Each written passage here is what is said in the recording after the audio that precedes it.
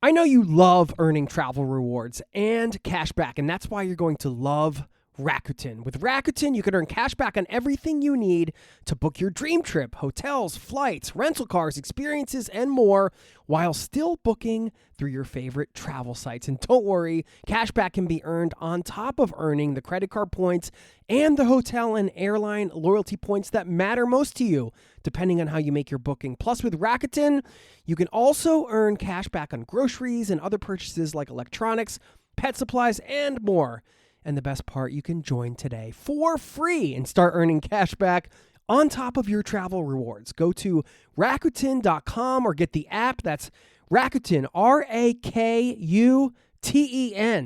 Rakuten, the most rewarding way to shop. What if the next overseas journey you are planning isn't about the destination, but it's about helping you solve a specific life challenge? You're going to hear a heartfelt question from a listener today that may perhaps open up a whole new approach to your next international move. Plus, if you're feeling stuck at all on what location independent business to start, you're somebody that wants to work remotely, you want to have your own thing, but you're not really sure where to begin, I'm going to give you my litmus test that kind of helps you cut through the confusion and will help point you in the right direction, at least give you some ideas. Also, planes, trains, planes. When listener Brett asked about traversing Southeast Asia, it reminded me of an experience I had in Cambodia and how it changed the way I think about slow travel. I'll share some thoughts there. And also, is slow armchair travel the perfect antidote to our high-speed, high-stress world? It could be. It could be. You'll hear what that's all about. And lastly, a story that proves it's never too late to write your next chapter in life in a brand new setting. All of that coming at you in today's special solo episode. Let's dive in. Thanks for listening, and welcome to the Zero to Travel podcast, my friend.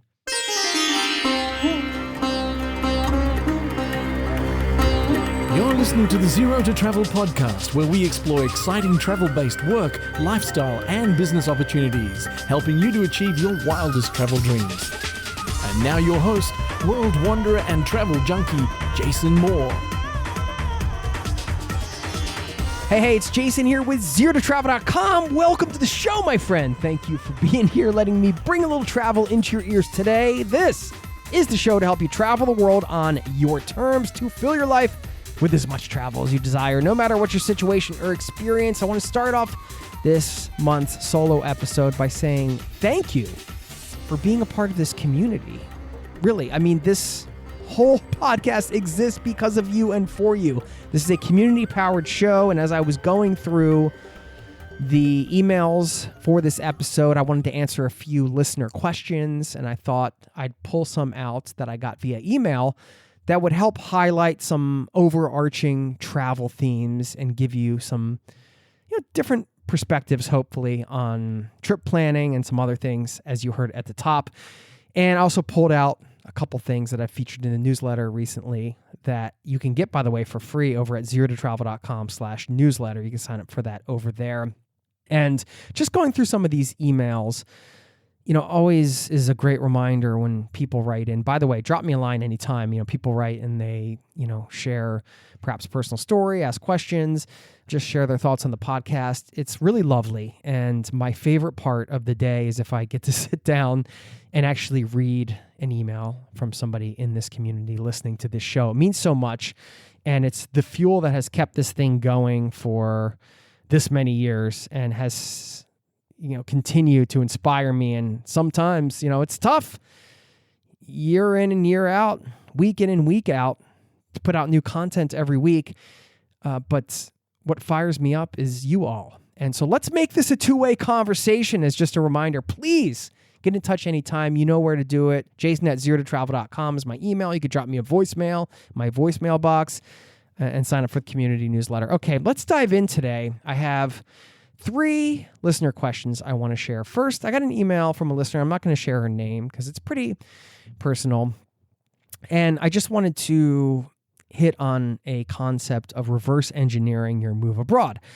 And so this listener wrote in and said, thanks for keeping my passion of travel alive. My husband has an illness that has made me rethink the healthcare in our country. She's from the States, which I am sure that you can understand. After doing a bit of research, I found that Portugal is supposed to have better mental health care. Goes on to say, do you have any suggestions of resources or websites to explore the possibility of relocating to Portugal with a focus on finding proper health care? I will do anything to keep him alive. Sorry, this is a heavy topic, but you have hit on the topic of healthcare a few times in your podcast.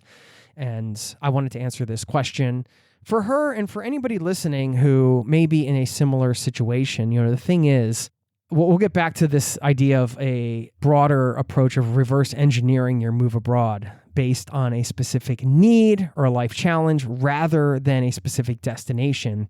First, just to answer the question here. Now, this is sort of a twofold thing.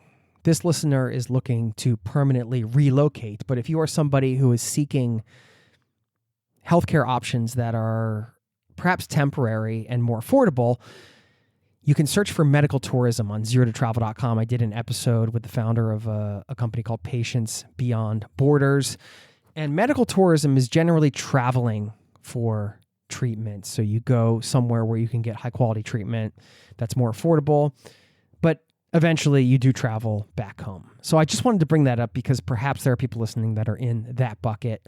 And if that's something you're curious about, just searching and do your research for medical tourism, whether you listen to that show on Zero to Travel or just start collecting information, that's a whole world. Now, what this listener is talking about is moving abroad. And, every country that you may want to move to is going to have its pros and cons when it comes to healthcare. And I'm not an expert on global healthcare by any stretch. But I do know that a lot of these questions come up. I'm part of an Americans in Norway Facebook group, and these types of questions come up quite a bit. And there are a lot of groups like this. If you can think of every sort of expat hotspot, there is some kind of social media group dedicated to that, whether it's country specific, like American expats specifically, or just expats in general. And a lot of them are great resources to answer your country-specific questions, because a lot of these questions have been asked time and time again in these groups. And so you can go in and use that as sort of your first point of entry for research. Now, if you want to dive deeper, of course, there are organizations that can help you move abroad in various ways, whether it's getting visas. I know my friend Tim runs a company called Citizen Remote where they do just that. There are a lot of resources out there where you can get legal help, tax help, and things like that. But just for getting started and trying to find your way, don't assume one specific country is the answer to all your questions, because I'm sure even if you thought it was and you got there, there are probably going to be some things you come up against that might make it challenging, because there are challenges everywhere in the world. But if you kind of talk to the people, the expats, the immigrants, the people that are living in those countries, the locals, of course, you can get a better sense of if you can get covered for the things that you want to be covered for. So I know that's a pretty broad answer, but I think the groups is a very practical, specific resource that you can check out to start doing some research. Now, going back to this idea of reverse engineering your move abroad, this completely changes the way you research any move abroad or any extended stay abroad. In this case, it's mental health or the healthcare that you might get, but recently on the newsletter and every year, more and more digital nomad visas come out. And I've talked about this on the show and in the newsletter community. The idea that you might want to choose a place to go based on a visa that you can actually qualify for, because they often have minimum income requirements, certain costs associated with them, certain rules and regulations like any visa. And it may not necessarily be about the country. If you're just like open to having an experience abroad, it may just be about finding a visa that can get you to someplace. Also, perhaps it's not the destination, but the scene you want to be around. This is another example. I'm using scene in air quotes. The people you want to surround yourself with. Perhaps you want to be among digital nomads. Chiang Mai, Thailand is a hotspot, or Bali.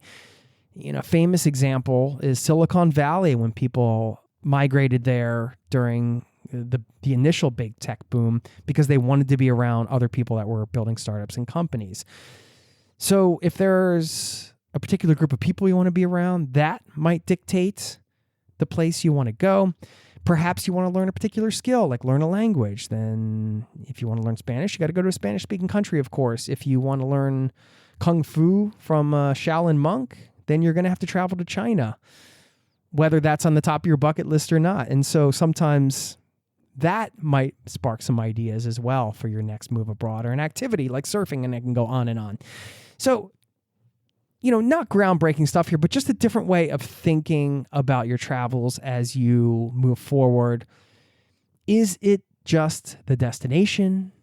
And perhaps it is. You're just like, I have a dream to live in this one particular place, like somebody else that we're going to feature in this episode shortly that you'll hear about, which is an inspiring story. Or is it something else? Is the passion going to be the skill or the people I'm around and so on? And is that going to be the thing that makes the destination great? Just some food for thought. We'll get back to the interview in just a moment. I know you love earning travel rewards and cash back, and that's why you're going to love Rakuten. With Rakuten, you can earn cash back on everything you need to book your dream trip, hotels, flights, rental cars, experiences, and more, while still booking through your favorite travel sites. And don't worry, cash back can be earned on top of earning the credit card points and the hotel and airline loyalty points that matter most to you, depending on how you make your booking. Plus, with Rakuten, you can also earn cash back on groceries and other purchases like electronics, pet supplies, and more. And the best part, you can join today for free and start earning cash back on top of your travel rewards. Go to Rakuten.com or get the app. That's Rakuten, Rakuten. Rakuten, the most rewarding way to shop. Now, back to the show. We will move on. I got a question and an email from Shelly, who said, I don't know if you ever take listener suggestions, and I'm sure you've covered this, but I'd love to hear how people figured out what location independent business to start. I know there are remote jobs to apply to, or people ask their current employer to go remote, and I've listened to episodes on how to build and grow a business, but I'd love to hear how someone figured out what to do and what planted that seed, if that makes sense. Okay. I'll answer this to the best of my ability because this is, of course, a deep topic. And, people run entire coaching programs on, helping people nail down their business idea that they want, market research, product market fit. There's all these things. But if you just want top line advice, you just like, hey, I'm just confused. I don't even know where to dive in at all. Here's my best advice. That is to choose an industry that excites you. Just like if you zoom out completely wide, you think, I'm excited about the travel industry. Okay, where do I fit within the travel industry? To determine if you're excited about the industry, I think a solid litmus test is to imagine having to go to a conference for insert industry. Does it excite you to be around other people at that conference? Are you stoked to spend money to attend the workshops and the seminars and the things that are in X industry? Or would it bore you to tears? I know I would not want to work in the insurance industry because I'd fall asleep in my seat at every workshop. But thinking about going to a travel industry conference, meeting people from around the world, destinations, all of these things, that excites me. Now, every industry, of course, has countless businesses that serve that industry. So once you nail down an industry you want to be in, the next step is to find your place in it. What product or service will you offer that people are willing to pay for? That's at the heart of every business, right? It's just a product or service that people are willing to pay for, a problem that they need solved and they're willing to pay to solve it. So nail down the industry and then figure out your place in it. Now, I know that's pretty top line advice, but hopefully that gets your wheels turning in the right direction. Okay. Here's one more listener question from Brett, who actually did, it sounds like, reverse engineer his travels. He said he is planning on moving over to England for the summer to play cricket and then on to the next country to play cricket for the next summer and so on.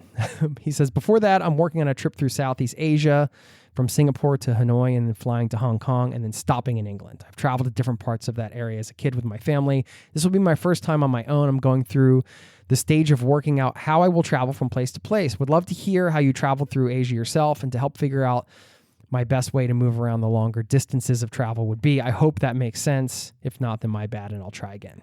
Okay. Thanks for the question, Brett. Here's the thing. Traveling around Southeast Asia, for example, I find is pretty easy. Bus, air, train. What really defines your choices is how much time you have. In general, I try to avoid flights when I have time to slow travel. I would rather spend more time in a place and soak it up than try to run around and see everything. But that's just me. If I don't have a lot of time, of course, flights get you around faster, but then you're spending more money. In general, you could search on Wikipedia, for example, and find a list of budget airlines in various countries. That's a good place to start if you're looking for those. And of course, you can always check out Google Flights. It's a great place to do some initial research. I always try to book directly with the airline, but my first stop is generally Google Flights. They have so many cool filters and things you can do to try to find affordable flights. Then I will book directly with the airline. But when it comes to the budget airlines, those are not all included in the Google Flights search. So if you go to that Wikipedia page, which I can Google up and link to for you in the show notes, you can find different budget airlines in these countries, or you could just do the research on your own. Those are the airlines you're probably going to want to use in country to fly around. Of course, any airlines that are based in Asia, you can use to get around to different places. Asia is an entire continent. So these are broad generalizations. But the point I wanted to make, the main point, is structure it in a way based on your travel style. Do you need to run around and see a lot of things? And what does that actually look like? Because the idea of hopping around and seeing so many things might sound awesome on the surface until you start to dig in and realize how many days you're going to have to spend at the airport flying around. Are you flexible and open to perhaps adding in some last minute travel? This was something that my wife and I did when I had a solid month in Vietnam. She had 3 weeks. We were going to just stay in Vietnam the whole time, which we did, but then we got tantalizingly close to Cambodia and Angkor Wat, and we decided, this is something we really want to see. So we booked, can't even remember what airline, but we booked one of the budget airlines and ended up flying there and spending a week there and getting to have time in Cambodia, and we loved it, and it's a place we want to go back and spend more time. But we never planned to go there originally, and that's happened to me quite a lot on the road where I don't have any flights necessarily. It's all about slow travel, buses, trains, cars, vans, group van transports, and so on. But then if I get inspired or something comes up and I want to do it, I'll just book a flight on a whim. And depending on how much time you have, you could structure it that way. So there's no right answer here. The right answer is what fits with your budget and your travel style and how much flexibility you want to have. And I think that's sort of the 3-point plan to consider as you're debating how to travel around a particular region. And this can apply to Asia or anywhere. So just some food for thought there. We'll get back to the interview in just a moment. Now, back to the show. Last couple things, some recent features in the newsletter that I found fun. I like to just curate some things and write about them. And I think this one caught my eye because I was reading the local paper here in Norway, and there was a little blurb at the top about a new Swedish television show. Well, let me ask you this question. Would you watch a 527-hour-long TV show featuring moose crossing a river? This is what they do. It's a Scandinavian slow TV. Of course, nobody sits there and watches hundreds of hours of it, but they will have a camera trained on a particular section of the river that moose cross at this time of year. And it's just over 500 hours of just streaming from this particular area of the woods and this particular river. And this is Scandinavian slow TV, which is a movement that seems to be picking up steam. And it's a really, to me, a wonderful counterpoint to sort of the kind of frantic pace of 24/7 news cycle and, media and the way things are cut together and television and 30-second videos on social media and all this stuff. With slow TV, it's just hours upon hours of just one thing. And from my research, the first one happened in Norway, I believe. It kind of blew up and got pretty popular. It was a 7+ hour show, which was simply the train ride from Oslo to Bergen, which is a wonderful, beautiful, one of the world's best train rides. And if you come to Norway, I definitely encourage you to do that. And I share that on my newsletter. There's a YouTube video of that. You can search it. So if you do watch all of those 7+ hours on that train ride, you'll get a little taste of that slow TV zen. And now I've come to kind of love this genre of TV. In the summer, you'll see here in Norway, for example, they will have a ferry that's just running through the fjord, and that will just be it. Just hours of just this ferry, people on this boat, fjords, beautiful views, scenery.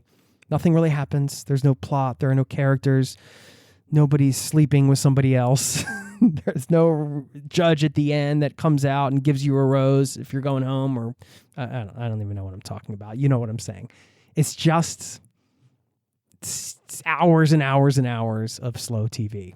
And it's kind of nice. It might just be the perfect antidote to the 24/7 news cycle and frantic, TV and 30-second videos and social media and all this stuff. And I don't know, you might be interested. I just wanted to bring it up because, like me, you probably have watched a lot of travel television shows with hosts, and, we're used to that format. And this is just a totally different style of travel TV. I call it slow, relaxing armchair travel TV. Scandinavian slow TV. Look it up, check it out, enjoy it. There's your zen. Okay, lastly, I want to shout out Janice in France, who has a YouTube station. I got to get her on the show, actually, because I found this story that I read about her on CNN inspiring and a great reminder that we can all live our life of travel at any age. So if you're still in the dreaming phase, this will inspire you to keep those dreams alive, because Janice sold everything and moved to France at 70. And she even started this YouTube station, Janice in France. The tagline is simply writing the story of my life from France. And that's how I'm going to close this show out. If you're tired of the location, the setting, where you're writing the story of your life, then why not shake things up and change the location, change the setting? You can start writing your next new chapter today.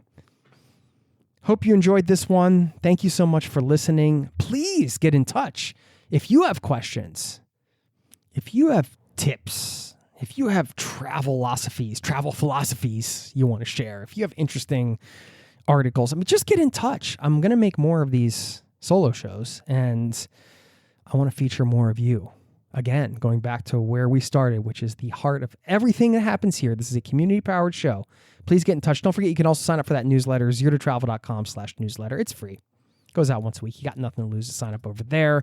Thank you so much for listening, for being here. I'll leave you with a quote. Let me reach into the quote drawer here. This one is from Atisha, who said, "The greatest effort is not concerned with results." Thanks for listening. I'll see you next time. Peace and love to you and yours. Cheers. This podcast has been brought to you by zerototravel.com. Ideas and advice to make your travel dreams a reality.